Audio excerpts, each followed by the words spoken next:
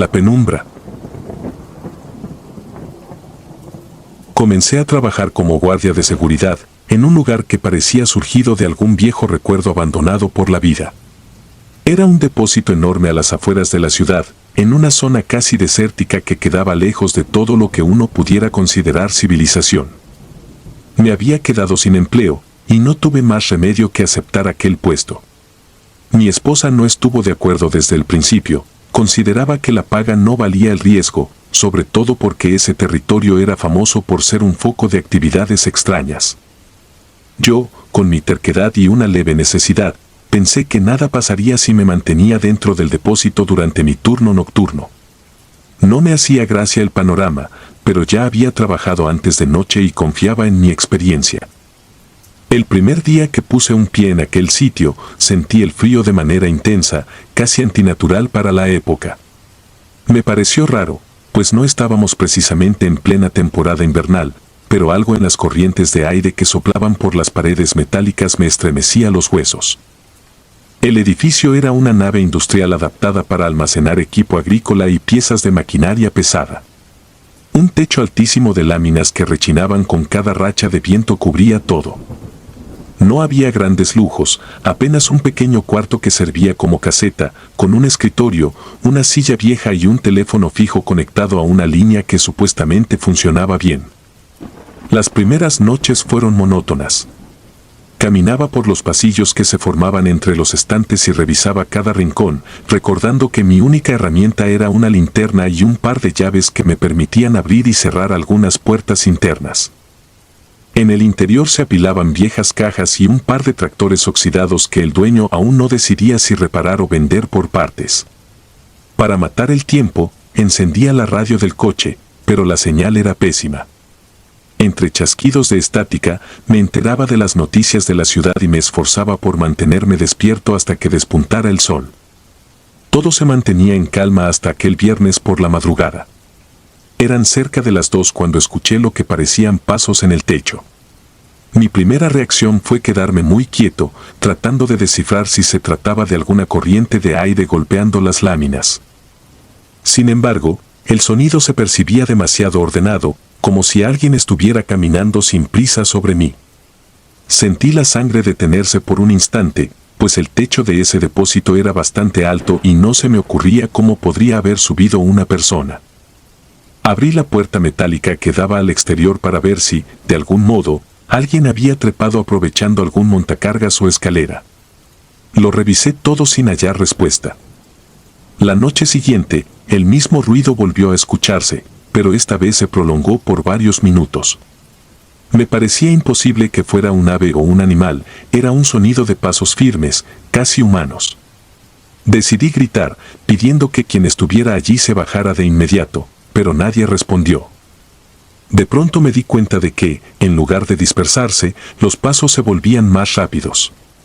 Salí corriendo hasta la puerta principal para intentar llamar a la policía. Fue entonces cuando descubrí que la línea telefónica estaba muerta. Revisé el aparato una y otra vez, pero no emitía tono. Pensé en usar mi celular, solo para darme cuenta de que no había señal. El viento, cada vez más gélido, se colaba entre mis ropas mientras una angustia muy real comenzaba a formarse en mi pecho. A las 4 de la mañana, me atreví a salir de nuevo para rodear el inmueble.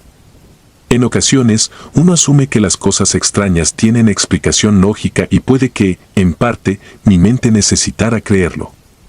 Caminé con la linterna encendida, iluminando la pared exterior y revisando cada sombra, sin ver nada ni a nadie.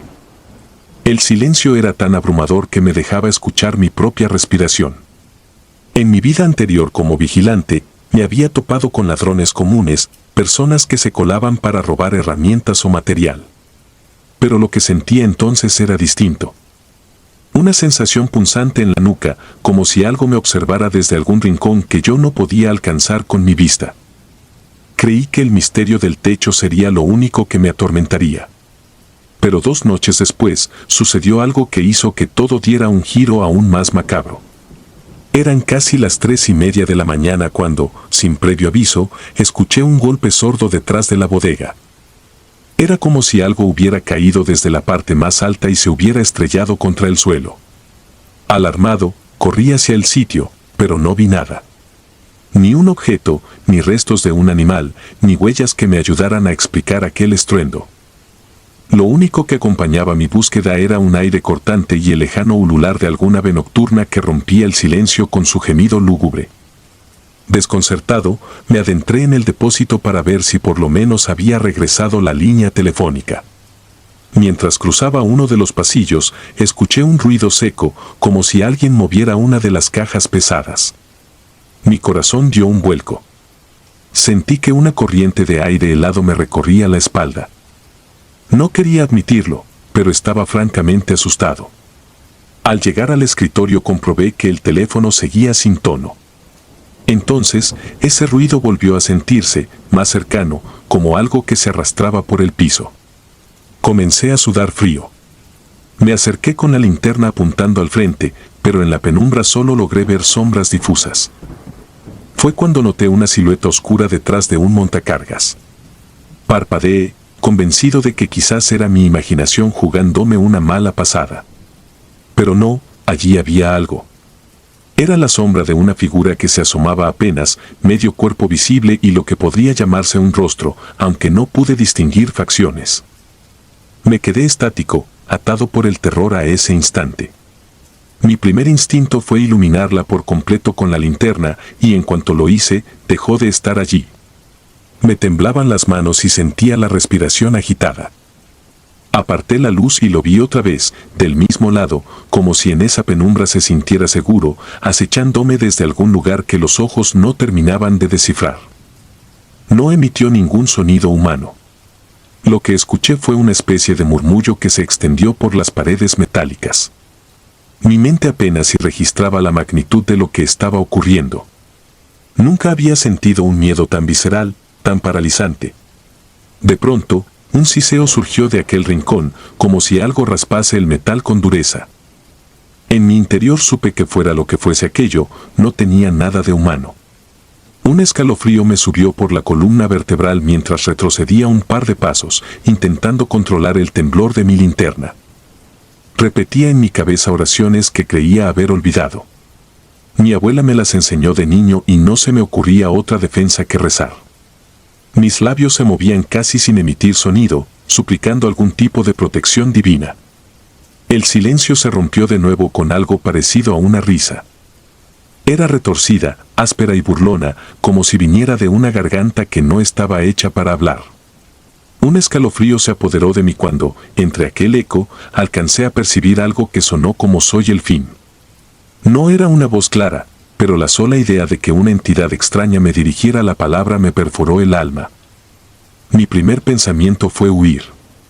Pero sabía que si salía corriendo, tendría que cruzar todo el depósito hasta la puerta principal y no deseaba pasar junto a esa cosa. Me aferré a la linterna con fuerzas, sudando frío y repitiéndome que no podía perder la razón. En ese estado de pánico, avancé muy despacio hacia un pasillo lateral, buscando el camino más rápido para llegar a la salida. El lugar parecía infinito, un laberinto lleno de sombras y estanterías. Sentía un golpeteo en mis sienes, un pulso que casi me asfixiaba. Cada paso retumbaba en mi cabeza y en cada sombra me parecía ver un movimiento furtivo. No escuchaba pasos detrás de mí, pero sentía algo tan pegado a mi espalda que erizaba mi piel. De vez en cuando, me detenía y apuntaba la linterna a mis espaldas. Nada. Solo aire y penumbras. Sin embargo, el miedo seguía creciendo.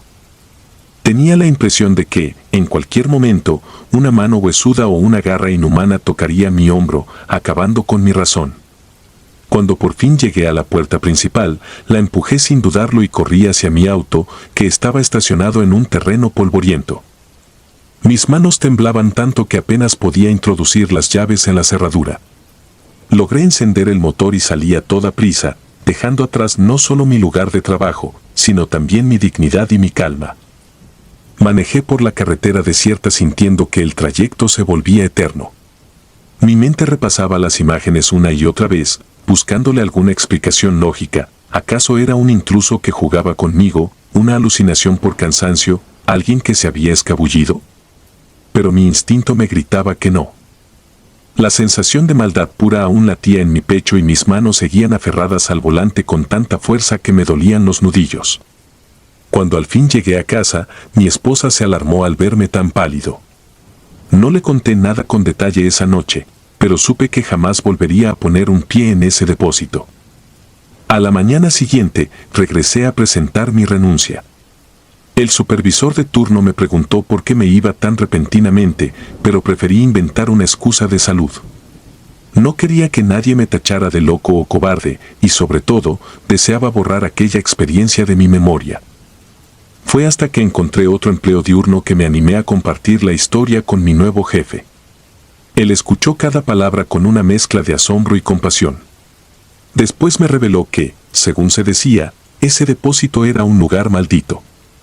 Años atrás había sido un recinto clandestino que grupos criminales usaban para torturar a sus enemigos.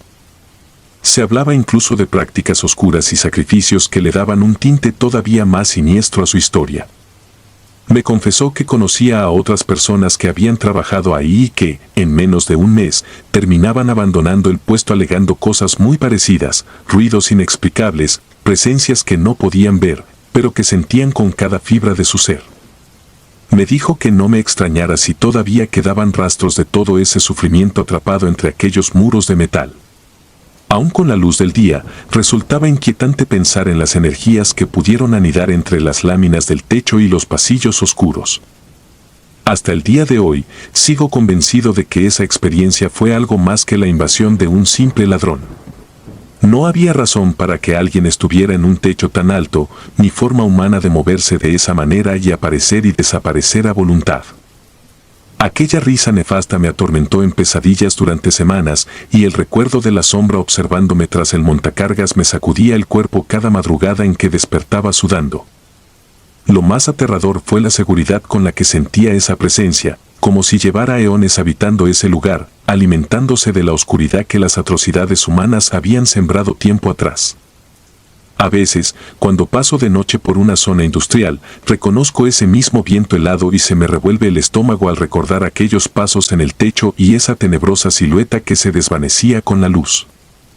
No puedo decir que he superado por completo el pánico que viví.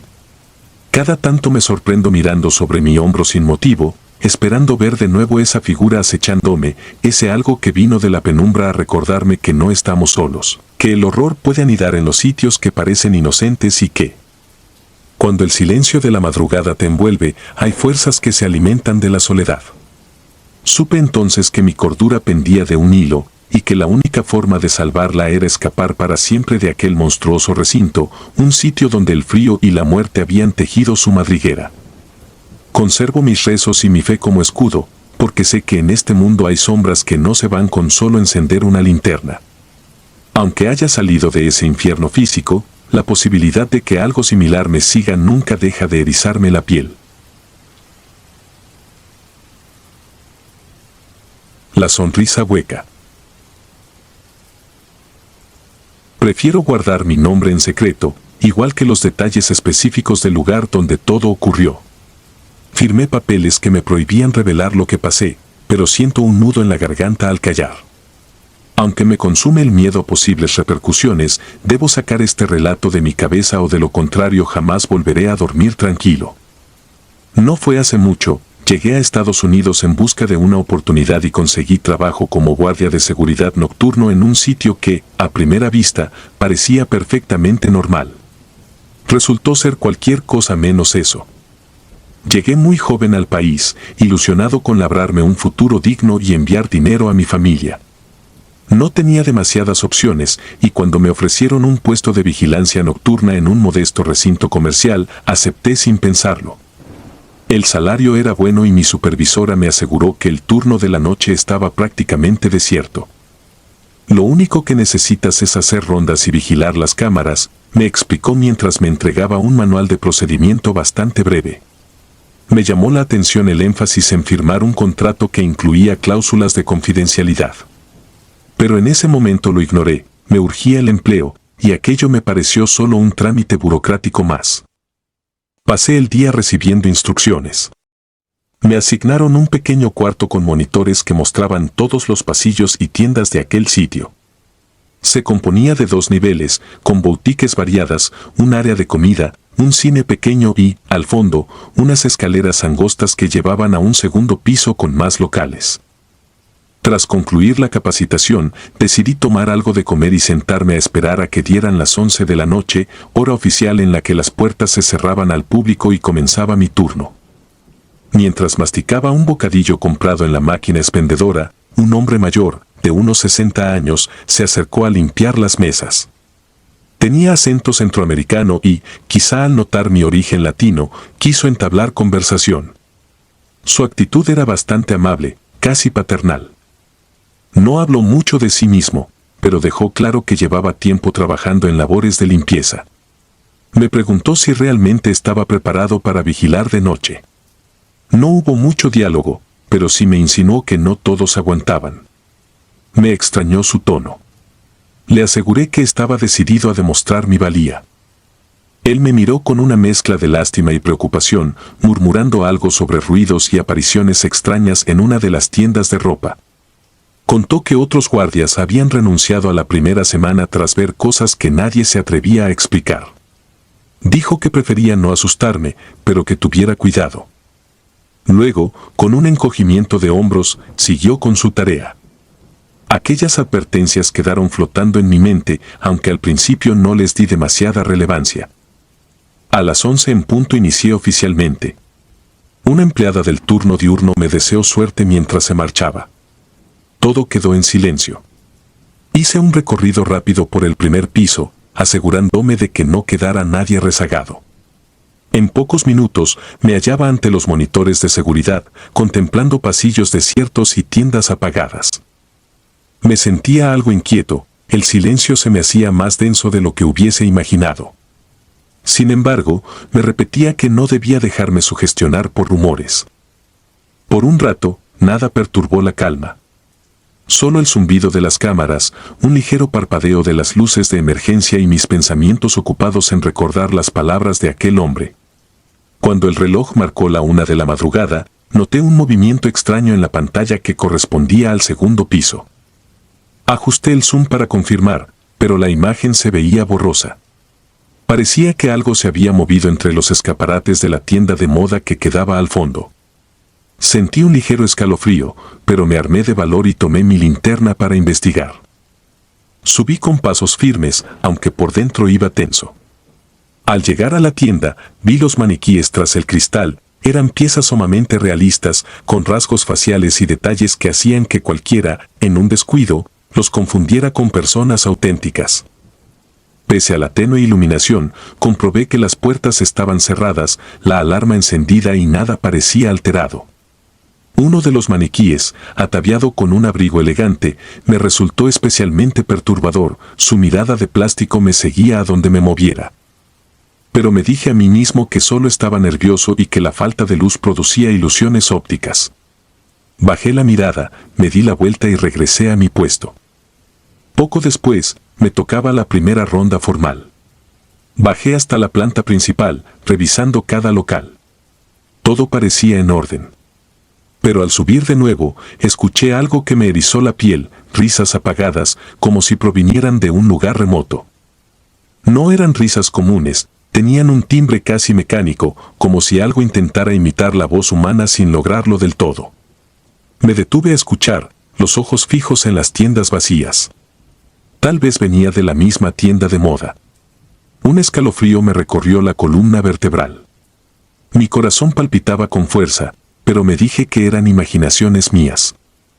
Aún así, proseguí, deseoso de no parecer un cobarde. Al rodear el segundo piso, pasé lentamente por aquel escaparate. Entonces reparé en un detalle perturbador: la posición de uno de los maniquíes no era la misma de hacía pocos minutos. Yo podía jurar que al principio lo había visto sentado sobre un banco, con las piernas cruzadas, y ahora aparecía firme y de pie junto a la vitrina. Respiré hondo, tratando de convencerme de que quizá mi memoria me jugaba una mala pasada. Pero por más que me repetía eso, sentía que algo no encajaba. Apresuré el paso, dando la vuelta a la esquina con la piel helada y un nudo en el estómago. En ese preciso instante, escuché de nuevo las risas, esta vez justo detrás de mí. Me giré en un acto instintivo y alcancé a ver cómo el maniquí se encontraba nuevamente sentado en el banco, con la cabeza ligeramente ladeada, mirándome fijamente. No había forma de que se moviera tan rápido. Era imposible. Sin embargo, allí estaba, inmóvil, con ese rostro de facciones pulidas y una sonrisa casi imperceptible. Mis manos temblaron, la linterna iluminó su semblante inerte, pero yo juraría que esa sonrisa se agrandó un poco más. Sentía que mis piernas se negaban a moverse, como si el terror me anclara al suelo.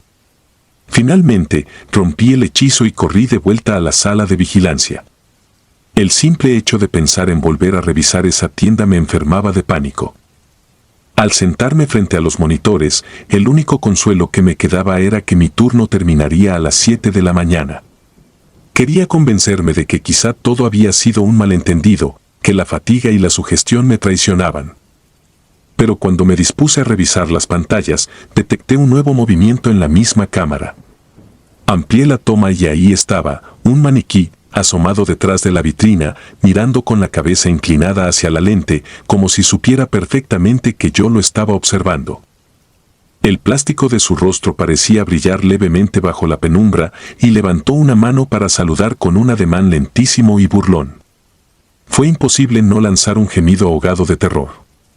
Sostuve la mirada unos segundos, sintiéndome vulnerable, como si aquella cosa pudiera atravesar la pantalla en cualquier momento. De pronto, el maniquí dio un paso hacia atrás. Literalmente lo vi deslizarse, retrocediendo hasta perderse en la oscuridad de la tienda. Cerré los ojos un instante, tratando de calmar mi respiración. No podía creer lo que acababa de ocurrir. Sin embargo, cuando intenté reubicarlo con la cámara, la vitrina estaba vacía. Con las manos temblorosas, cambié a otra cámara para descansar la vista, pero no pasó ni un minuto cuando el monitor parpadeó, señal de que había movimiento en la misma zona. Mi corazón se aceleró mientras las manos me sudaban al volver la vista a ese monitor. Esta vez, no era un solo maniquí el que saludaba. Podía distinguir varias siluetas alineadas en el ventanal, sus cabezas ladeadas en diferentes ángulos, como si me miraran con profunda curiosidad. Algunas sonrisas eran abiertas, otras más sutiles, pero todas tenían un matiz terriblemente siniestro. Sentí un miedo paralizante. Notar que esas figuras inertes estaban observándome rompía todo lo que yo concebía como real. Presa del pánico, quité la vista de las pantallas y me levanté de golpe. Un mareo momentáneo me hizo tambalear. El cuarto de vigilancia se convirtió en una trampa sofocante. Quise correr y abandonar mi puesto, pero recordé que era mi primer día y no podía perder el trabajo. Aún así, mi mente me gritaba que escapara de allí antes de enloquecer. Las horas siguientes se hicieron eternas. Evité salir a hacer más rondas, limitándome a observar las cámaras con el volumen de la música del celular al máximo para aliviar mi ansiedad. Y cada vez que volvía a la maldita pantalla del segundo piso, esas formas blancas se desplazaban de maneras imposibles, como si se burlaran de mi impotencia. A ratos desaparecían del campo de visión y, cuando yo bajaba la guardia, reaparecían más cerca del ventanal, con las manos alzadas o los cuellos retorcidos en ángulos atroces. Una de ellas golpeó el cristal con un dedo, provocando un leve sonido que, a pesar de la distancia, caló en mis oídos como un susurro macabro. A las 6:30 de la mañana, empecé a oír ruidos en el pasillo principal, probablemente el personal de limpieza y empleados que llegaban temprano. Me sentí aliviado. Bajé corriendo las escaleras, evitando voltear hacia la planta alta. Al llegar al vestíbulo, me encontré con uno de mis compañeros diurnos. Sonrió, sorprendido de verme tan agitado y sin aliento, pero no me preguntó nada. Supongo que me veía tan pálido que prefirió no hacerlo. Al salir, sentí el aire fresco y supe que no volvería jamás. Ese mismo día, redacté mi renuncia. No me importó que fuera mi primer empleo en tierras extranjeras. Mi salud mental valía más. No tenía la menor duda de lo que había visto. No era producto de mi imaginación ni de historias exageradas. Aquellos maniquíes se movían, reían y cobraban vida de alguna forma retorcida, como si tuvieran algo perturbador en su interior. Recordé las palabras del hombre que me advirtió, así como historias similares de otros guardias. Todos hablaban de ruidos, murmullos y figuras que cambiaban de posición a lo largo de la noche. Todavía ahora, sentado en mi pequeña habitación, me desvelo cada vez que evoco esas sonrisas huecas que parecían alimentarse de mi espanto. Aunque intente racionalizarlo, nada borra la imagen de ese grupo de maniquíes alineados en el ventanal, inclinando sus cabezas con sincronía malsana. Un pedazo de mí está convencido de que hay algo en ellos, algo que trasciende la lógica humana, algo que se ensaña con la gente que se atreve a desafiar su inmovilidad aparente. No soy la primera persona que pasa por esto, y dudo que sea la última. Conozco a varios que escucharon rumores y decidieron buscar otros trabajos. Pero hay quienes se quedan por necesidad, lidiando con las miradas frías y el eco de esas risas robóticas en medio de la soledad. A todos ellos les deseo fuerza y espero que se vayan a tiempo antes de que los maniquíes logren algo peor que un simple susto. No sé cuál sea el propósito de esos seres, ni la razón por la que el dueño mantiene en secreto los sucesos. Solo sé que firmé un documento que me exige silencio. Tal vez estoy arriesgando mi seguridad al contar esto, pero me resulta imposible cargar con una experiencia tan escalofriante sin advertir a los demás. A partir de esa noche, no he vuelto a pisar un recinto lleno de maniquíes. Evito las tiendas de ropa y los centros comerciales. Todavía hoy, si veo un escaparate con figuras humanas demasiado realistas, me da un vuelco el corazón y tengo que desviar la mirada. Ese miedo no se me ha ido. Puede que nunca lo haga. No busco que me crean, pero aseguro que todo lo que viví fue real. Lo poco que puedo aconsejar es que, si alguna vez toman un empleo como guardias de seguridad en un lugar donde existan rumores de presencias extrañas, hagan caso a las advertencias. La curiosidad puede llevar a contemplar cosas que es mejor no descubrir jamás. No sé cuál sea la historia oculta de esos maniquíes. Tal vez están malditos, o poseen algún espíritu maligno que se alimenta del terror de quienes trabajan de noche. Lo único que tengo claro es que jamás volvería a exponerme a algo así. Ahora entiendo por qué tanta gente renuncia en menos de 2 semanas. Entiendo por qué me hicieron firmar aquel contrato de confidencialidad. Y comprendo, sobre todo, que a veces es mejor no tratar de darle sentido a lo imposible. El silencio es cómplice, pero también es un escudo para la cordura. Quizá nadie logre aclarar el origen de esos movimientos o la intención de esa sonrisa sin alma. Lo que sí sé es que me marcaron. Hubo momentos en que pensé que perdería la razón. Por fortuna, salí con vida de esa experiencia, pero con cicatrices que no se borran con el tiempo.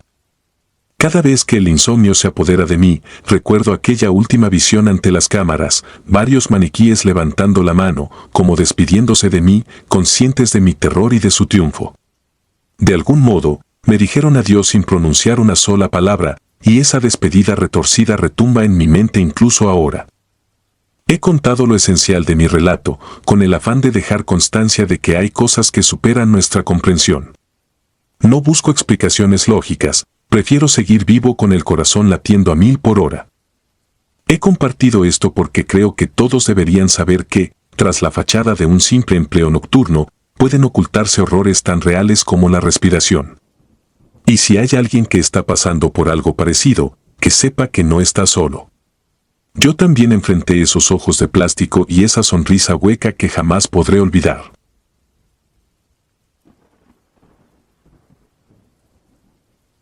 Sombras en la oscuridad.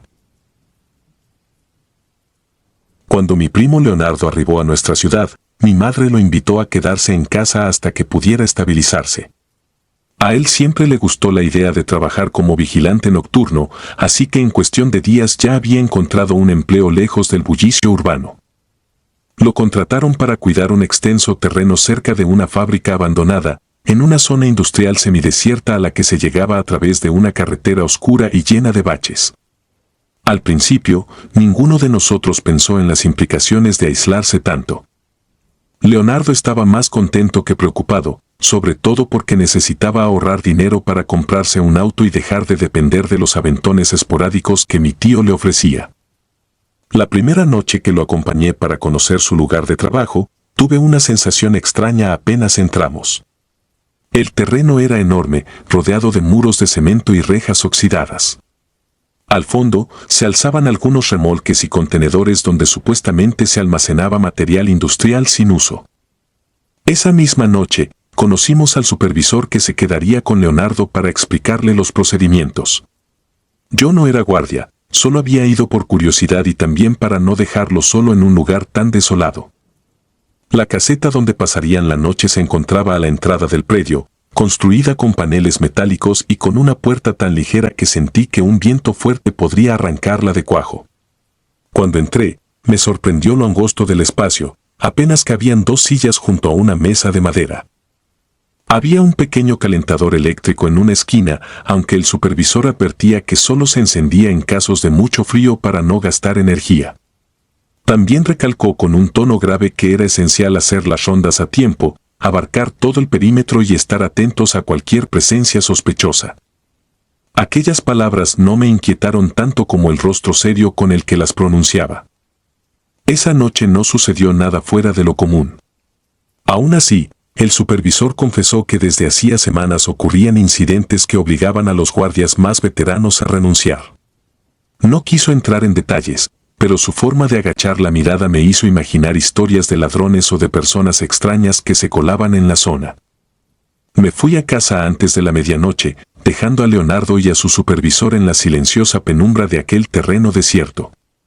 No volví a pensar demasiado en ello hasta que, días después, mi primo empezó a llegar desvelado y con los ojos llenos de una tensión que no lograba ocultar. Solía preguntarle cómo le iba. Él solo contestaba que se sentía un poco cansado, que las rondas nocturnas eran pesadas y que el viento silbaba de un modo casi siniestro allá, tan lejos de la ciudad. Nunca me confesaba nada más, como si temiera que yo me burlaría de él o no le creería. Pasaron un par de semanas antes de que se animara a contarme que algo lo inquietaba en esas madrugadas interminables. Aquel supervisor, que en un principio parecía dispuesto a guiarlo, ahora se mostraba reservado, apenas hablaba y rara vez hacía rondas completas con él. Prefería quedarse en la caseta y, cuando las agujas del reloj marcaban las 3 de la mañana, decía que era hora de descansar y no salir por ningún motivo. Leonardo se acostumbró a obedecer. Sin embargo, una noche el supervisor se ausentó por enfermedad, así que lo mandaron a él con otro compañero que también era nuevo. A eso de las 11, mientras revisaban los alrededores, un auto se estacionó frente a la reja. Como no estaba anunciado, los dos se aproximaron para ver si se trataba de algún visitante autorizado. Fue entonces que el vehículo se encendió de golpe y se alejó veloz, dejando una estela de polvo. Aquello les pareció sospechoso, de modo que optaron por reforzar la vigilancia. A la hora de descanso, justo las 3 de la mañana, se metieron en la caseta para refugiarse del viento gélido. Fue allí cuando escucharon un maullido, pero no sonaba como el de un gato común. Era un sonido gutural, casi un lamento que erizaba la piel. Al principio, pensaron que tal vez algún menino callejero se había colado entre los contenedores en busca de calor, así que Leonardo sugirió abrir un poco la puerta para dejarlo entrar o al menos verificar que no estuviera herido. Su compañero, sin embargo, se negó tajantemente. Dijo que le habían prohibido salir cuando escuchara ruidos de animales, porque nunca se sabía qué podía haber detrás de esas apariciones repentinas. Aquella respuesta fue extraña, pero mi primo no quiso insistir. Se quedaron en silencio, intentando ignorar el maullido que se desplazaba por el techo, haciendo crujir la lámina con un peso que ningún gato debería tener. Cuando amaneció, Leonardo me buscó para contarme lo sucedido. Lo noté nervioso, revisando a cada tanto por encima de su hombro, como si alguien o algo pudiera estar acechándolo. Le pregunté por qué no llamaba a la policía o a alguien de la empresa para reportar esos extraños sonidos, pero solo me respondió que el supervisor ya estaba enterado de todo, y que su actitud era siempre la misma, permanecer dentro durante la madrugada y hacer oídos sordos a cualquier ruido. Por alguna razón, la empresa no quería perder más guardias, necesitaban cubrir ese turno a toda costa, incluso si los incidentes que se presentaban eran cada vez más inquietantes. Cada noche, Leonardo notaba cómo ese supuesto gatito rondaba la caseta siempre a la misma hora. Los pasos resonaban más y más pesados sobre el techo, acompañados de un maullido que se tornaba en gruñido. Pero, según él, lo peor era el silencio posterior, ese intervalo de quietud en que uno se preguntaba si realmente había escuchado algo o si era producto de la imaginación exacerbada por la soledad y la oscuridad. 2 semanas después, hubo un nuevo suceso que marcó un antes y un después. Mientras Leonardo y su compañero hacían la ronda de las 11, vieron otra vez un auto sospechoso a lo lejos.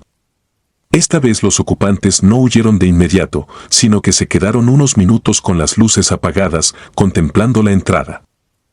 Tanto mi primo como el otro guardia se armaron solo con sus linternas y las macanas reglamentarias que de poco servirían ante un posible ataque.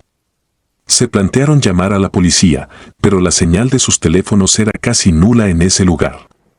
Finalmente, el auto se fue sin mayor incidente, dejando una nube de polvo detrás. Más tarde, ya cerca de las 3 de la mañana, hicieron la ronda final. Mientras recorrían el área de los remolques, el compañero apuntó con su linterna hacia uno de los techos y preguntó si Leonardo veía algo moviéndose allí. Mi primo entrecerró los ojos, pero no distinguía más que sombras. El viento agitaba las lonas que cubrían algunos contenedores, produciendo un golpeteo constante que contribuía a la atmósfera tenebrosa. Pero el compañero insistía en que alguien estaba parado sobre uno de los tráileres, observándolos. Al acercarse y alumbrar, no encontraron rastro de nadie. Regresaron a la caseta con el corazón acelerado, sintiendo que los vigilaban desde la oscuridad. Apenas se sentaron, el maullido resonó, fuerte y persistente. Leonardo describía aquel sonido como un lamento distorsionado, demasiado grave para un gato. Esa madrugada, la cosa que andaba en el techo no solo caminaba, sino que rascaba el metal con furia, como si intentara encontrar una rendija para entrar. Su compañero, fuera de sí, golpeó el techo con la macana y soltó un par de maldiciones, pidiéndole que se largara. Al instante, los pasos se volvieron más pesados, como si aquel ser se desplazara con la rabia de una bestia. Ni uno se atrevió a abrir la puerta. Simplemente se quedaron en silencio, escuchando el chillido metálico que producía cada pisada sobre la lámina. Poco antes del amanecer, todo se calmó. Cuando salió el sol, salieron de la caseta con la esperanza de encontrar huellas, rastros de algún animal, algo que explicara lo que habían oído. Pero el techo estaba intacto, sin ninguna señal de garras o de pisadas. Solo un par de hojas arrastradas por el viento. Aquello los dejó perplejos. Al terminar el turno, ambos se presentaron al supervisor y, con la voz temblorosa, renunciaron. Leonardo me lo contó esa misma tarde, no estaba dispuesto a pasar otra noche como esa, ni a arriesgar su cordura persiguiendo sonidos inexplicables. Cuando escuché todo aquel relato de labios de mi primo, sentí un escalofrío. Me confesó que, en el momento en que golpearon el techo, tuvo la certeza de que no se trataba de un simple animal. Algo más se movía ahí arriba, algo consciente y calculador, que se burlaba de ellos maullando como un gato. Recordó la advertencia del supervisor: no salgan cuando escuchen algo fuera de lo normal. Cierren todo y esperen a que amanezca. Se preguntó cuántos guardias habían pasado por la misma experiencia, cuántos habrían renunciado con el terror grabado en sus ojos. Antes de marcharse de aquel lugar definitivamente, Leonardo regresó una tarde con la intención de recoger su liquidación y algunas pertenencias que dejó en la caseta. Me pidió que lo acompañara. Cuando llegamos, el supervisor se acercó con un gesto de resignación, como si esperara tal renuncia desde el primer día. Solo me miró de reojo, y dijo: podrías habérselo advertido, pero nadie te cree hasta que lo vive. No me quedó claro si se refería a los intrusos o a la presencia extraña que rondaba las noches. Esa misma tarde, vimos a lo lejos a otro muchacho joven llegando con su mochila al hombro, seguramente el nuevo guardia que cubriría las noches. A mí me sobrecogió la idea de saber que, llegado el momento, aquel novato también escucharía el maullido distorsionado y sentiría el peso de algo que acecha desde las sombras. Nadie lo prevendría con claridad, quizás solo le dirían que no abriera la puerta a ningún animal y que guardara silencio hasta el amanecer. Era un secreto a voces en aquel predio. Nadie hablaba abiertamente de ello, pero todos intuían que algo merodeaba en la oscuridad. Cuando Leonardo y yo volvimos a casa, lo noté aliviado. Aún así, por las noches, si el viento soplaba fuerte, a veces se quedaba mirando por la ventana con el ceño fruncido, como si esperara ese sonido pavoroso que lo atormentó tantas madrugadas. Con el tiempo, consiguió otro empleo, uno diurno, y de a poco las pesadillas menguaron. Sin embargo, cada vez que el clima se pone ventoso y a lo lejos se escuchan maullidos vagabundos, los ojos de mi primo brillan con un terror renovado. Se pregunta, y me lo ha confesado varias veces, si aquello que escuchó en ese paraje industrial era realmente un gato o una criatura burlona que aprovechaba la soledad para sembrar miedo. Al día de hoy, cuando alguien me pregunta por historias de terror, no dudo en contar la experiencia de Leonardo. Él prefiere no hablar al respecto, pero yo siento que vale la pena compartir su relato, porque está cargado de una realidad cruda. Ninguna de las cosas que vivió se siente forzada o fantástica, todo sucedió con la naturalidad de las pesadillas que irrumpen en la vida cotidiana. No hubo un desenlace que explicara el misterio. Nadie apareció con una prueba contundente de que algo diabólico se paseaba por los techos. El mayor testimonio son las renuncias repetidas de varios guardias y los silencios incómodos del supervisor. El viento sigue aullando en las noches de la ciudad y a veces me pregunto si ese fenómeno extraño ocurre solo allí, en aquel terreno lleno de remolques cubiertos de polvo y maleza, o si en otros lugares desolados también se esconde algo que imita al maullido de un gato para atraer la curiosidad de los incautos. Mi primo decidió seguir adelante con su vida, pero jamás olvidará esas madrugadas en las que el techo crujía bajo el peso de unas pisadas imposibles y los lamentos felinos se transformaban en gruñidos que helaban la sangre. Cada vez que alguien le ofrece trabajo de vigilante, inventa cualquier excusa para rechazarlo. Porque aunque intente convencerse de que solo fue su imaginación, hay noches en las que puede volver a escuchar ese sonido, reverberando en su mente como un eco siniestro. Cierra las ventanas cuando el aire sopla con fuerza. Deja las luces encendidas si tiene que levantarse en la madrugada. Y a mí me sucede algo parecido. Cuando mi gato rasguña la puerta a las 3 de la mañana, no puedo evitar recordar los ojos asustados de Leonardo y preguntarme qué habría sucedido si aquella noche, en lugar de quedarse encerrado, hubieran salido con la linterna a buscar al animal. Quizás el misterio se habría resuelto o, tal vez, las cosas habrían tomado un rumbo aún más siniestro. Al final, lo desconocido siempre encuentra la forma de aferrarse a nuestra mente y corroerla con la duda. Ahora, mientras escribo esto en mi habitación, escucho el silbido del viento que hace vibrar las ventanas.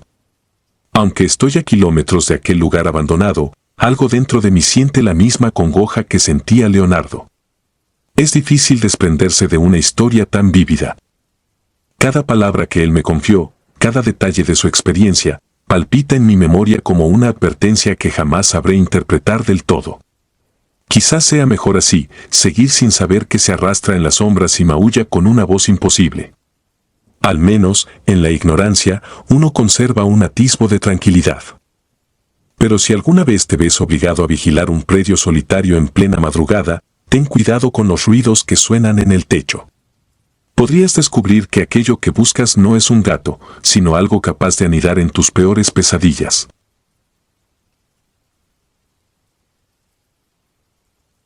Vigilante de muertos. Me llamo Isaías García y durante varios años me dediqué a la vigilancia nocturna en un antiguo recinto forense a las afueras de la ciudad.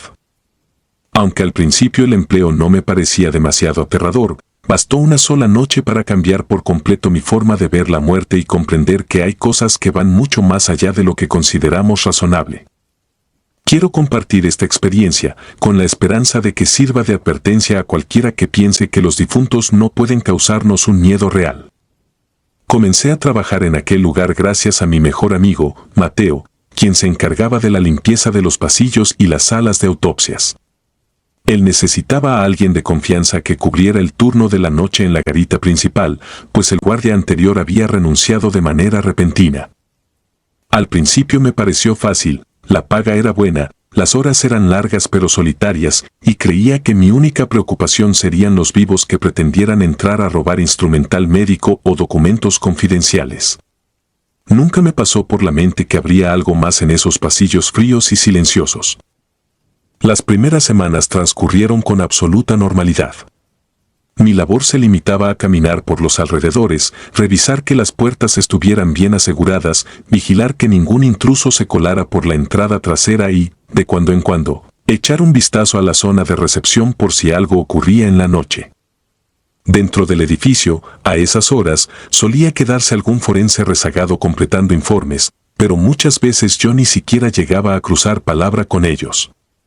A veces, durante mis rondas, percibía un silencio tan denso que parecía que incluso mi propia respiración resonaba como un eco interminable. Una noche, recibí una llamada de uno de los médicos forenses, el doctor Villa. Su voz sonaba preocupada, me pidió que fuera a la recepción a buscar su teléfono. Me dijo que creía haberlo dejado sobre el mostrador antes de salir deprisa hacia su casa. Como ya era casi medianoche, el edificio estaba muy oscuro, y lo único que iluminaba el largo corredor de la entrada era la tenue luz de emergencia. Con la linterna en mano, crucé el primer pasillo hasta la recepción y, efectivamente, ahí estaba el teléfono. Lo tomé y me dispuse a llevarlo a mi caseta para devolverle la llamada al doctor. Sin embargo, antes de que pudiera retroceder un solo paso, escuché un murmullo. Fue un sonido leve, como un llamado apenas susurrado, que provenía de la penumbra del pasillo de la izquierda. Me quedé paralizado, incapaz de creer lo que oía. Era mi nombre, pronunciado como un aliento, Isaías. Isaías, aterrado, alcé la linterna y apunté hacia el fondo, pero no vi nada. El silencio volvió, y la piel se me erizó al sentir una corriente helada que me recorrió la nuca. Pensé que quizás algún trabajador se había quedado encerrado, así que pregunté con voz trémula si había alguien ahí. Nadie respondió. La duda me invadió, mi deber era revisar, pero esa llamada tan clara a mi nombre me había descolocado. Con el corazón latiendo con fuerza y la radio sujeta a mi cinturón, avancé unos pasos, temiendo que pudiera tratarse de un intruso. No creía en sucesos sobrenaturales, pero la forma en que escuché mi nombre me estremecía. Mis pisadas resonaban en el pasillo y el haz de mi linterna se movía sobre las puertas cerradas. De pronto, noté algo extraño en la rendija de luz que se filtraba bajo la puerta de la sala de autopsias. Estaba encendida, cuando en teoría debería permanecer apagada a esa hora. Recordé que el doctor Villa había dicho que él era el último en salir y que siempre dejaba todo en penumbra. Me pareció raro, pero asumí que tal vez algún otro forense había olvidado apagar la luz. Me acerqué a esa gran puerta de metal y, antes de tocarla, distinguí claramente una sombra que cruzaba de un lado a otro bajo el resquicio. Fue una silueta humana, lenta, como si paseara sin prisa. El pánico me invadió porque yo tenía constancia de que todos los empleados habían firmado su salida. Era mi responsabilidad controlar sus horarios y, esa noche, nadie se había quedado. Me quedé inmóvil, sopesando si abrir la puerta o regresar a mi caseta y llamar refuerzos. Justo en ese momento, mi radio crepitó y me di un susto tremendo. La pantalla marcaba la recepción, era el doctor Villa, quien seguía preocupado por su teléfono y preguntaba por qué no contestaba en la caseta. Le dije que efectivamente había encontrado su celular y que algo extraño pasaba en la sala de autopsias, donde se veían luces y sombras. Me sugirió que llamara a la policía de inmediato, porque las puertas de esa sala siempre quedaban bajo llave y esas llaves se resguardaban en un cajón con código de acceso. Juró que no había nadie más allí. La llamada me puso aún más nervioso. Sin embargo, un impulso inexplicable me hizo decidir que primero debía asomarme a ver quién se había metido. Colgué y me dirigí nuevamente hacia la puerta metálica. Cuando por fin reuní el valor para empujarla, noté algo todavía más inquietante: la luz ya estaba apagada. El corredor se había sumido en la penumbra. Casi podía oír mi propio pulso palpitando en los oídos. Aún así, con la linterna en alto, toqué suavemente la puerta y ésta se movió con un rechinido sordo. Se suponía que debía estar cerrada con llave, pero la encontré entreabierta. Mi mente buscaba explicaciones lógicas, quizá un descuido, quizás un error del doctor. Empujé con el pie y la puerta cedió, revelando una sala amplia con varias camillas alineadas, cada una cubierta con sábanas blancas que ocultaban los cuerpos en espera de autopsia. El ambiente era irrespirable. un hedor tenue mezclado con productos de limpieza y formol. La sensación era tan sobrecogedora que sentí la necesidad de retroceder, pero sabía que no podía marcharme sin cerciorarme de que no hubiera nadie allí. Alumbré cada rincón, descubriendo esquinas sombrías y aparatos metálicos que proyectaban sombras confusas en las paredes. Mientras revisaba con el rayo de luz, reparé en que todas las camillas estaban ocupadas por cuerpos inertes. Entonces, algo hizo que mi linterna se desviara hacia la fila de la derecha. Uno de esos cuerpos, cubierto por su sábana, estaba incorporado, sentado con la cabeza inclinada como si me observara desde la penumbra. Jamás había sentido un terror tan profundo. Mi pecho se contrajo con un escalofrío que pareció congelar mi sangre. No grité. Simplemente retrocedí y en ese gesto torpe se me cayó la linterna. El estruendo me sacudió los nervios. Me abalancé hacia la puerta y salí a trompicones, dejando la sala tras de mí. Corrí por el pasillo sin mirar atrás hasta que vi la silueta de alguien entrando por la puerta principal. Era el doctor Villa, que venía a recuperar su teléfono y comprobar lo que ocurría. El doctor notó de inmediato mi pánico. Le conté con palabras entrecortadas lo que había visto, una sombra, una figura humana. Él preguntó si yo había llamado a la policía y le dije que no me había dado tiempo. Me reprochó con calma que era demasiado imprudente entrar solo, pero no me juzgó, conocía de cerca las rarezas de ese lugar. Sin perder más tiempo, corrió hacia la misma sala, pero yo me quedé atrás, sin deseos de ver nada más. Desde la entrada, escuché cómo el doctor encendía la luz. Me armé de valor para alcanzarlo, pues me aterraba la idea de dejarlo solo. Entré a la habitación, esta vez con él a mi lado.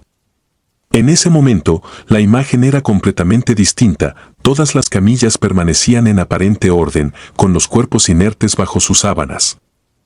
El doctor Villa me preguntó cuál era el cuerpo que yo había visto sentado. Con la voz temblorosa, señalé uno en concreto. Él apartó la sábana con cuidado, mostrándome el rostro pálido de un hombre joven que presentaba marcas visibles de violencia. Me contó, en voz baja, que ese cuerpo había llegado recientemente, que su muerte había sido atroz y que desde entonces ocurrían sucesos inexplicables. Dijo que escuchaba pasos o murmullos cuando salía a buscar material a otra sala. Mi impresión fue tan grande que me sentí a punto de desfallecer. En ese momento, recordé que había marcado a la policía antes de volver a la sala, así que corrí hacia la entrada para recibirlos. Cuando llegaron y les expliqué lo sucedido, ellos, con cara de incredulidad, se dispusieron a revisar todo el edificio. No encontraron a nadie más, solo al doctor y a mí, junto con los cadáveres que ya estaban ahí, obviamente inertes. Los oficiales se marcharon y el doctor me pidió discreción sobre lo ocurrido. No quería rumores que alteraran a los empleados ni que mancharan la reputación del lugar. Regresé a mi caseta tambaleándome, con la certeza de que, en algún recoveco de aquellos pasillos, había algo mucho más allá de lo que nuestra lógica acepta. Esa misma noche, repasé las grabaciones de las cámaras. Me aferré a la idea de que, al verlas, descubriría a algún intruso. Sin embargo, no había nada. Solo se me veía a mí, entrando y saliendo con la linterna en mano, y la sala de autopsias permanecía aparentemente en silencio. No había siluetas, ni movimientos, ni indicios de nadie que estuviera caminando entre las camillas. Comprendí que no encontraría respuesta alguna en las cintas. Los días siguientes dormí muy poco. Cada vez que cerraba los ojos, revivía la imagen de aquel cuerpo sentado. Sentía que, en cualquier momento, escucharía de nuevo mi nombre susurrado en el pasillo. Temía volver a pisar esa sala silenciosa donde los difuntos descansaban en espera de que alguien descubriera la verdad de su partida. Algo se había quebrado en mi mente y ya no podía ver este empleo del mismo modo. Aún así, continué trabajando unas cuantas noches más. Pensé que tal vez había sido una especie de alucinación provocada por el estrés, por el cansancio y por mi propia sugestión. Sin embargo, no pasaron más de un par de turnos antes de que presenciara nuevos indicios de que no estaba solo. Una noche, mientras caminaba por el vestíbulo, sentí una brisa gélida proveniente de la sala de espera. Me acerqué y el aire olía a descomposición, algo imposible porque esa área no tenía contacto directo con la zona de autopsias. Recordé entonces las palabras del doctor Villa sobre los fenómenos que sucedían con los cuerpos de finales trágicos. Sin atreverme a investigar más, di media vuelta y me encerré en mi caseta el resto de la noche. Esa misma semana, presenté mi renuncia. Aclaro que no lo hice porque me considerara cobarde, sino porque comprendí que mi mente no resistiría más eventos inexplicables. Ya no podía dormir en paz y las pesadillas me asaltaban cada vez que intentaba descansar. Al entregar el informe de mi salida, el jefe del departamento apenas me preguntó los motivos. Parecía que sospechaba la verdadera razón, pues no era el primero en marcharse así. Desde entonces, evito pasar cerca de ese lugar. Siento un escalofrío con solo imaginar esos pasillos oscuros, las camillas alineadas y la posibilidad de que, en un rincón de la morgue, un alma torturada siga buscando ayuda. A veces, por las noches, despierto con la piel húmeda de sudor y creo escuchar una voz en mi habitación, repitiendo mi nombre con el mismo murmullo tenue de aquel pasillo. Enciendo la luz, busco inútilmente a alguien escondido en las sombras y me doy cuenta de que es solo el eco de un recuerdo que probablemente me acompañará por siempre. No estoy seguro de que esas presencias estén atrapadas allí, pero sí creo que algunas muertes tan violentas dejan huellas imposibles de borrar. Hoy, no he logrado superar del todo lo que viví. Conservo en la memoria esa escena, un cuerpo inerte que parecía romper la frontera entre la muerte y la vida, llamándome en la penumbra. Algunos días, cuando reflexiono sobre mi pasado, me pregunto si esas almas, o lo que quede de ellas, buscan desesperadamente una última oportunidad para comunicar su dolor. No sé si alguna vez tendré respuestas claras, pero sí sé que los difuntos pueden causarnos pesadillas más reales de lo que jamás hubiera imaginado.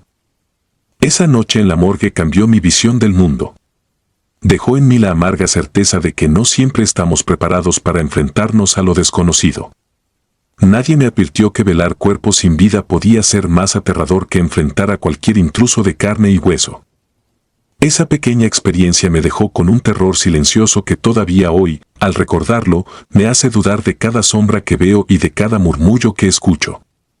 Prefiero mantenerme alejado de esos pasillos fríos donde los muertos parecen hablar, porque sé que, por mucho que intente explicar lo sucedido, nadie podrá darme una razón que apacigüe por completo el horror que viví. El piso maldito. No voy a revelar mi nombre porque aún temo por mi seguridad. Viví una experiencia tan aterradora que me cuesta dormir, incluso años después. Era 2018 cuando conseguí trabajo como velador en un edificio antiguo ubicado en el centro de Jalapa, Veracruz. El dueño, un empresario que pocas veces se dejaba ver, había convertido el lugar en un conjunto de oficinas. Era un edificio de 6 pisos, con una recepción amplia y un lobby que siempre olía a humedad. Cuando me dieron el empleo me advirtieron que nunca debía subir al último piso, que estaba clausurado por temas estructurales. Me dijeron que mi labor era quedarme en el primer nivel, vigilar las cámaras y hacer rondas rutinarias durante la noche. Pensé que se trataba solo de una precaución normal en edificios viejos, pero con el tiempo comprendí que algo más oscuro se escondía tras esa prohibición. Al principio mis noches fueron tranquilas. Me sentaba en la recepción con mi termo de café y mi radio, revisaba las cámaras y tomaba notas de cualquier anomalía. Uno de los guardias diurnos me avisó que rara vez se registraban robos o incidentes, pues el edificio no era muy concurrido. Decía que lo más inquietante era la antigüedad de la estructura, con pasillos largos y paredes manchadas por la humedad. Sin embargo, yo no podía sacudirme la sensación de que alguien más deambulaba por ahí cuando todos se iban. Creía escuchar pasos en los pisos superiores, ruidos que atribuía a mi imaginación o al viento colándose por las ventanas mal selladas. Varias noches pasaron sin mayor novedad. En ocasiones veía al dueño a través de las cámaras, aparecía de madrugada y se dirigía directamente al 6º piso. Jamás usaba el elevador, siempre tomaba las escaleras. Me limitaba a saludarlo con la mano desde mi puesto, pero él nunca respondía. Tenía esa mirada fría y distante que me ponía los pelos de punta. Con el tiempo, esa tensión fue aumentando. Una noche, mientras realizaba mi primera ronda, me di cuenta de que las luces del segundo piso parpadeaban como si algo las alterara. Al acercarme descubrí que todas las oficinas estaban perfectamente cerradas. Escuché un golpe lejano que provenía, creí yo, del último nivel. Intenté ignorarlo, pero fue inevitable sentir un escalofrío que me recorrió la espalda. Esa misma noche, cuando regresé a recepción, revisé las cámaras en busca de cualquier señal extraña, pero no vi nada. Aún así, el golpe que había escuchado se quedó retumbando en mi mente. Al día siguiente le pregunté al gerente si alguien más entraba al edificio o si había trabajadores de limpieza nocturna y me contestó con pocas palabras que no, que por algo me habían dicho que evitara el sexto piso y que no me correspondía hacer preguntas fuera de mi trabajo. La actitud del gerente me pareció un tanto hostil. Fue entonces cuando decidí no seguir insistiendo, pero mi curiosidad ya estaba despierta. Pasaron un par de semanas y empezó a ocurrir algo más perturbador. Mientras revisaba las cámaras a eso de la 1 de la mañana, noté que la imagen del quinto piso se distorsionaba brevemente y luego volvía a la normalidad. Era como si alguien pasara corriendo frente al lente, pero no podía ver una figura clara. Me levanté de mi asiento y fui a inspeccionar. Subí con la linterna encendida y, al llegar al quinto piso, me detuve a escuchar. Todo estaba en silencio. Caminé por el pasillo y, de repente, me pareció oír un golpe seco que provenía del techo o del nivel superior. Era un golpe insistente, casi un llamado de auxilio. Me quedé helado al recordar la advertencia de no subir jamás. Sin embargo, mi instinto de seguridad me hizo creer que quizá alguien había entrado a ese piso prohibido para robar equipos o documentos. O tal vez me equivocaba, pero sentía la necesidad de verificar. No pude sacarme de la cabeza esos golpes. Durante los días siguientes, el gerente me observaba de forma incómoda, como si supiera que yo había estado rondando más de la cuenta. Una noche, mientras hacía la rutina, volví a percibir esos sonidos, repetitivos y cada vez más fuertes, que venían del sexto piso. Tomé coraje y subí hasta el quinto nivel. Desde ahí se escuchaba todo con más nitidez. Sentía mi corazón a punto de explotar. El acceso al sexto piso era una puerta metálica con un candado doble. No tenía las llaves, pero la curiosidad y el deber me orillaron a pensar en forzarlo. Sin embargo, el radio retumbó en mi cinturón. El gerente, con voz molesta, me exigía que bajara de inmediato y no volviera a desafiar las órdenes. Me recordó que el dueño me vigilaba y que él mismo lo había llamado para regañarme. Sentí que la sangre me hervía de nervios. No quería perder mi trabajo, pero tampoco podía ignorar que algo muy raro sucedía allá arriba. Durante los días siguientes, dormía mal. Soñaba con pasillos oscuros y un golpeteo constante que me llamaba desde la altura. Una madrugada, cuando ya no soporté la tensión, subí sin pensarlo mucho. Llevé conmigo un juego de herramientas que guardaba en recepción, un martillo y un desatornillador por si necesitaba forzar algo. Al llegar al sexto piso me encontré con la misma puerta, ahora con los candados más oxidados de lo que recordaba. No había nadie que me vigilara directamente. Pensé que quizá el dueño no estaría esa noche. Los golpes resonaban con más fuerza, sentí un temblor en mis manos mientras apoyaba la oreja en el metal. Cada golpe parecía desesperado, como si fuera un grito ahogado pidiendo ayuda. Fue entonces que le di con el martillo a la chapa hasta que se rompió. Fue un ruido estridente que sacudió el pasillo. Cuando por fin logré abrir la puerta, la oscuridad me golpeó con un olor a encierro. La linterna iluminó un corredor largo con varias puertas cerradas. Al fondo distinguí una que parecía entreabierta. Los golpes cesaron de repente, lo que me llenó de temor. Lentamente avancé. Cada paso sonaba con un eco que rebotaba en las paredes. Al llegar a la última puerta, la empujé con cuidado y la linterna reveló un cuarto amplio con varios estantes, llenos de cosas que no alcancé a distinguir al principio. El piso estaba manchado con algo oscuro, casi seco, pero lo peor fue toparme con un hombre que yacía atado de pies y manos en un rincón. Tenía los ojos desorbitados y la boca cubierta con cinta. Era él quien producía los golpes con sus piernas. Me miró suplicando ayuda. Me quedé paralizado ante el horror. Tomé aire y me acerqué para arrancarle la cinta de la boca. Apenas pude hacerlo, comenzó a susurrar que tenía que sacarlo de ahí, me rogó que nos fuéramos rápido antes de que ese tipo regresara. Le pregunté a quién se refería. Balbuceó el nombre del dueño, dijo que era un monstruo que capturaba gente para hacerles cosas horribles. Me contó entre sollozos que había sido amenazado tiempo atrás, que le debía dinero al dueño y éste lo arrastró hasta ese edificio para cobrarle de una manera enfermiza. Decía que había visto a otras personas morir ahí, víctimas de experimentos retorcidos. Me costó creerlo hasta que dirigí mi linterna hacia unas vitrinas tapadas con lonas y distinguí siluetas humanas congeladas en el interior. Había cuerpos, restos, pedazos que no se identificaban fácilmente. El asco me recorrió el estómago y estuve a punto de vomitar. Con manos temblorosas liberé al hombre de sus ataduras. Se sujetó de mi brazo intentando sostenerse. Me rogó que no nos quedáramos ahí, que ese psicópata solía aparecer a cualquier hora. Entonces los pasillos se sumieron en la oscuridad total. Algo había cortado la electricidad o las luces del piso. Me asusté al pensar que el dueño había llegado. Recordé que el elevador no funcionaba sin electricidad, así que solo nos quedaban las escaleras. Salimos con el corazón desbocado, el hombre se quejaba de dolor. Apenas podía caminar, pero lo apoyé como pude. Al llegar a la escalera escuchamos pasos que venían desde abajo, pasos pesados que resonaban en el silencio. Una voz profunda y firme dijo que no había escapatoria. Reconocí la voz del dueño. Sentí el terror apoderarse de mí, no sabía a dónde correr, no había cuartos abiertos en ese nivel. Así que regresamos al macabro cuarto y cerramos la puerta con fuerza, puse una mesa contra ella.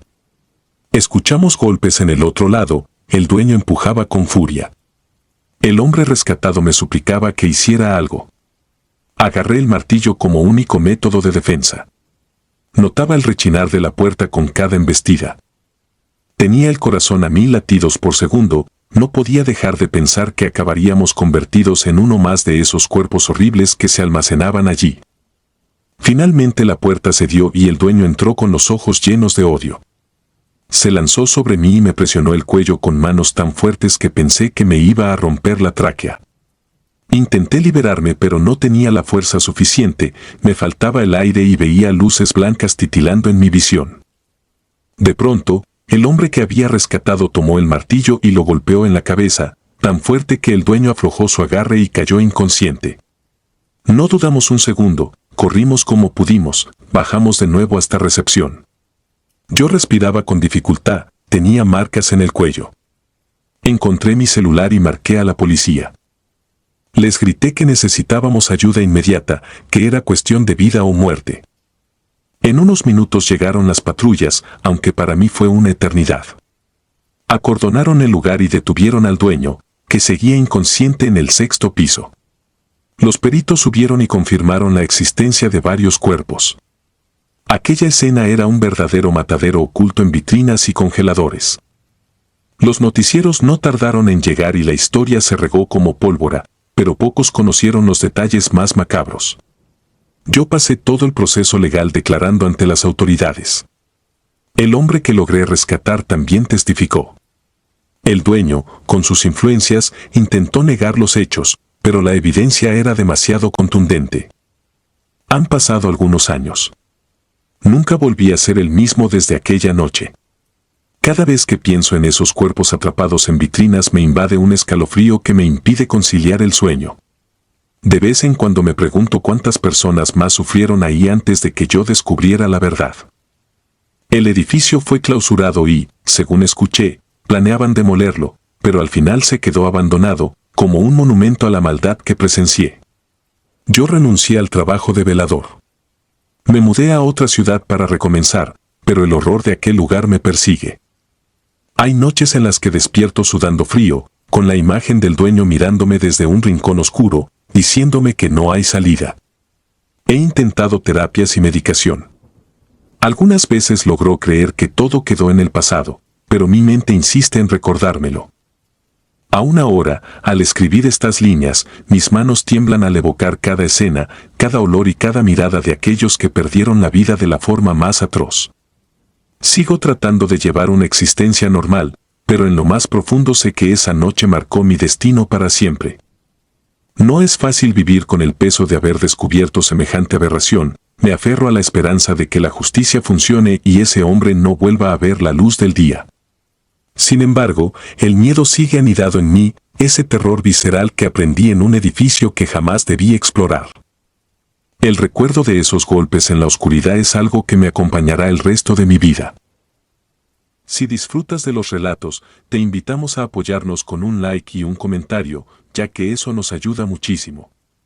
Además, si aún no estás suscrito o suscrita, te animamos a formar parte de la comunidad del terror. Muchas gracias por escucharnos y por tu apoyo.